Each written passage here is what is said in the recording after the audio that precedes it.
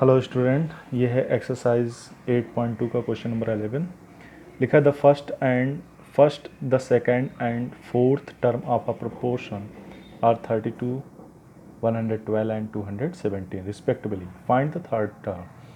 तो बेटा पहला टर्म दिया हुआ है, सेकेंड टर्म दिया हुआ है, तो हमने रेशियो के फॉर्म में ऐसे लिख लिया। सच डैट थर्ड टर्म हमें पता करना, उसको हमने क्या मान लिया, एक्स मान लिया। एक्स सच डैट ये फोर्थ टर्म, ठीक है ना। अब इसको सॉल्व कर दिया जाए। Middle term equal to multiplication of middle term equal to multiplication of extreme part, यानी फर्स्ट एंड फोर्थ पार्ट, है ना। तो ऐसे हमने लिख लिया। अब x की यहाँ से वैल्यू निकाल लो, तो ये 112 अपॉन में भेज देंगे, इसको कट पिट कर देना, कितना आ जाएगा आंसर 62। इसको हमने चेक किया है, आंसर को चेक किया हुआ है कि first term, second term, third term, fourth term कि थर्ड टर्म यही आएगा कि नहीं आएगा, तो इसको हम चेक किया। अब देखो बाहर की मल्टीप्लाई है ना, इस 32 की मल्टीप्लाई 217 के साथ कर दो, ये लिखा। और अंदर की मल्टीप्लाई 112 इंटू 62, तो इधर भी देखेंगे 6944, इधर भी देखेंगे 6944, यानी LHS इक्वल टू RHS, यानी कि हमारा आंसर बिल्कुल करेक्ट है, ठीक है ना। तो ये रहा क्वेश्चन नंबर 11, ठीक है बेटा। अब हम क्वेश्चन नंबर 12 चेक करते हैं। Check whether 8, 12 and 18 are in continued proportion or not. तो तीन ही टर्म दिए हुए हैं, है ना, नंबर दिए हुए हैं 8, 12 एंड 18। तो हमने बताया था कि जब तीन ही नंबर दिए हों तो उनको कैसे प्रोपोर्शन में लिखते हैं। पहला first second and second third, ठीक है ना। 8:12 सच डेट 12:18, ठीक है ना। अब मिडिल टर्म की मल्टीप्लाई और बाहर वाले टर्म की मल्टीप्लाई, तो 8 इंटू 18 इक्वल टू 12 इंटू 12। इधर भी सॉल्व किया 114, इधर भी सॉल्व कर दिया 144, सॉरी 144। तो LHS इक्वल टू RHS, इसका मतलब yes 8, 12 and 18 are in continued proportion, ठीक है ना बेटा। ये हो गया क्वेश्चन। आप क्वेश्चन नंबर 13 देखो, क्या दिया हुआ है। If A ratio B equal to 3:4 and B/C equal to 6:7, then find the ratio of A and C, A ratio C। तो A upon B, A B का मतलब क्या होता है 3:4, है ना फर्स्ट, और BC का मतलब होता है 6/7, है ना। इस रेशियो को तुम ऐसे लिख सकते हो, इस वाले रेशियो को ऐसे लिख लिया इक्वेशन फर्स्ट की तरह, और इसको इक्वेशन सेकंड की तरह। अब क्या करना है, दोनों की मल्टीप्लाई कर देना। मल्टीप्लाई क्या होता है, लेफ्ट साइड की मल्टीप्लाई लेफ्ट साइड से, राइट साइड की मल्टीप्लाई राइट साइड से। तो A/B, ठीक है ना, A/B क्रॉस का साइन बनाया और B/C, तो B कट गया तो ऊपर बचा A, नीचे बचा ये C, तो A/C बचा। इधर यहाँ पे कट पिट कर देना, 2 2 जा 4 होता है, 2 3 जा 6 होता है, तो ऊपर बचेगा 3 3 जा 9 और नीचे 14। तो हमारा जो रेशियो आ गया A/C इक्वल टू 9:14, ठीक है। तो हमारा ये क्वेश्चन बन जाता है, ठीक है बेटा। अब देखो 14 question. The ratio of height of A and B, the ratio of the height of A and B is 9:10। If the height of A is 144 centimetre, then find the height of B। मतलब A/B दे रखा है कितना, 9:10, यानी इसको हम ऐसे लिख सकते हैं A/B इक्वल टू 9/10। अब दिया है कि A की हाइट कितनी है 144 सेंटीमीटर, तो A की जगह पे डाल दो 144, सॉल्व कर दो इसको, ठीक। सॉल्व कर दिया यानी क्रॉस मल्टीप्लाई कर दिया, तो 9B equal to 144 into 10। B की वैल्यू निकाल लोगे तो B की वैल्यू आ जाएगी 160 सेंटीमीटर, ठीक है बेटा। अब 15 क्वेश्चन देखो। The ratio of the length and breadth of a rectangle field is 8:7. If the breadth of the field is 98 meter, then find its length। यानी लेंथ अपॉन ब्रेथ, है ना, यही तो होता है। ये दिया हुआ length ratio breadth equal to दिया है 8:7, इसको हमने इस फॉर्म में लिख लिया। अब देखो यहाँ पे क्या दे रखा है, ब्रेथ दे रखी है, तो ब्रेथ की जगह पे हमने 98 डाल दिया, क्रॉस मल्टीप्लाई कर दिया, सॉल्व कर दिया, तो 7L इक्वल टू 98 इंटू 8।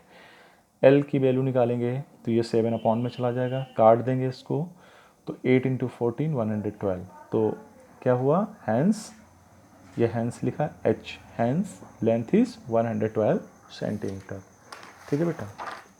अब 16 क्वेश्चन देखो, बड़ा सा अजीब सा question. A map showed a scale 1:12 lakh, lakh लिखा है 12 lakh. Find the actual distance between the two buildings if they are 12 centimetre apart on the map. तो मैप पे बेटा ये रेशियो लिया गया है कि 1 रेशियो जो होगा वो कितना 12 लाख के बराबर होगा। तो मैप पे कोई दो बिल्डिंग हैं जिनके बीच की दूरी कितनी है 12 सेंटीमीटर। तो हमने लिखा कि 1 सेंटीमीटर इक्वल टू 12 लाख, है ना। 1 10 100 1000 10,000 लाख 10 लाख, है ना। तो देन 12 सेंटीमीटर क्या होगा भाई, है ना। अगर हम ग्राफ के हिसाब से देखें तो ग्राफ पे 1 सेंटीमीटर बराबर 12 लाख होता है। तो दो बिल्डिंग है जो 12 सेंटीमीटर दूर हैं, 12 सेंटीमीटर दूर हैं, तो उनके बीच में एक्चुअल डिस्टेंस क्या होगी, तो 12 इंटू 12 लाख सेंटीमीटर। अब ये वैल्यू दे रखी है सेंटीमीटर में, अगर हमें इसे मीटर में बदलना है तो किससे डिवाइड करना पड़ेगा 100 से। तो अब हो गया ये मीटर में हो गया। अब इस मीटर को अगर तुम्हें किलोमीटर में बदलना हो तो कितने से डिवाइड करना पड़ता है, कितने से डिवाइड करना पड़ता है 1000 से, ठीक है ना। तो 3 जीरो ये 2 जीरो ये, ठीक है बेटा, काट दिया। तो ये 12 इंटू 12 बचा, तो कितना हो गया 12 12 या 144 किलोमीटर। तो यहाँ पे दो बिल्डिंगों के बीच की दूरी कितनी है 144 किलोमीटर। अब पहले मैंने इस क्वेश्चन को देखा, हमने कहा कुछ रॉन्ग तो नहीं, लेकिन क्वेश्चन बनाया गया। एक्चुअली ऐसा होता नहीं कि किसी शहर में दो बिल्डिंगें हों, हैं, और ये भी नहीं कहा किसी शहर में, इन्होंने कहा find the actual distance between the two buildings if they are 12 centimetre apart on the map.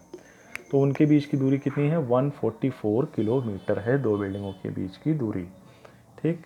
हालांकि हमने कहा कि किसी शहर में ऐसा नहीं होता कि दो बिल्डिंगों के बीच की दूरी 144 किलोमीटर हो जाए, है ना। कोई भी दो बिल्डिंग आपस में 1 किलोमीटर दूर होगी, 2 किलोमीटर दूर होगी, 10 होगी, 50 होगी, बाकी तो फिर दिखती ही नहीं इतनी दूर।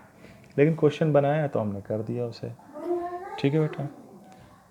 I hope you will understand, है ना बेटा। और अगर कोई क्वेश्चन में डाउट है तो उसको पूछा करो, कमेंट सेक्शन में पूछा करो, वहाँ पे लिख के सर मुझे ये बात समझ में नहीं आई। और ये जो वीडियो मैं बना रहा हूँ ये इस समय लॉकडाउन में बना रहा हूँ, ठीक है ना, 7th क्लास के बच्चों के लिए। और अपने पास भी बढ़िया सेटअप नहीं है, जो है हमारे पास हम उसी से काम चला रहे हैं।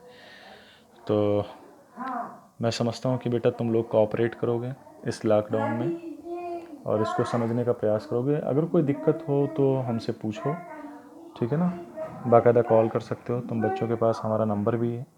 इस वीडियो को देखा करो, ऑनलाइन देखने की कोशिश ना किया करो, सबसे पहले इस वीडियो को डाउनलोड कर लिया करो। डाउनलोड करने के बाद देखने में तुम्हें आसानी होगी, क्योंकि बेटा नेटवर्क की स्पीड बहुत सी जगह पे अच्छी नहीं आ रही, एचडी क्वालिटी की नहीं आ रही, है ना। तो बढ़िया क्लियरिटी नहीं आएगी, क्योंकि हमने ये मोबाइल से बनाया है तो उतना साफ़ भी नहीं नज़र आएगा। तो इसको डाउनलोड कर लोगे थोड़ा सा और मोबाइल को टेढ़ा कर लोगे ऐसे करके, तो थोड़ा सा बड़े पिक्चर में इसको देखोगे, थोड़ा वो समझ में आएगा। और जहाँ ना समझ में आए वहाँ पे तुम मुझे कॉल कर सकते हो, लेकिन इसको देखा ज़रूर करो। और देखने के बाद इसको लाइक कर दिया करो। और अगर तुमने ये चैनल सब्सक्राइब नहीं किया तो इसको सब्सक्राइब कर लो। और कमेंट सेक्शन में जाकर अपनी अटेंडेंस दिया करो कि सर आई हैव डन, है ना, आई हैव सीन, ओके। तो अच्छा लगेगा बेटा, अगर देखो हम मेहनत करते हैं, अगर हमारे साथ में तुम भी मेहनत करोगे तो ही मन लगता है। वरना वीडियो बनाना और उसको अपलोड करने में कितना टाइम लगता है, डाटा भी खर्च होता है, इतनी मेहनत करते हैं उसके बावजूद भी तुम लोग इसे नहीं करते हैं। तो अब हालांकि अगर हम कोई जोक सुना रहे होते, इस पर कोई मूवी भी चला रहे होते तो शायद बहुत बच्चे इसको देखते एंजॉय करते, लेकिन तुम्हें पता है कि हम लोग एक टीचर हैं, हम लोग ऐसा नहीं कर सकते। हम जो भी चीज़ें यहाँ पे डालेंगे वो पढ़ाई से रिलेटेड होंगी, स्टडी से रिलेटेड होंगी, इसके अलावा और कुछ भी नहीं, ठीक है। और तुम्हें भी पढ़ाई करनी है, बाकी इन्जॉयमेंट के लिए बहुत सारे चैनल हैं, ठीक है ना। और इसको सब्सक्राइब करो, लाइक ज़रूर करो। और ये मत सोचना कि लाइक करने से हमें कोई पैसा वैसा मिलता है, ठीक है ना, ऐसा कुछ भी नहीं, ये सिर्फ तुम्हारे लिए, ठीक है बेटा।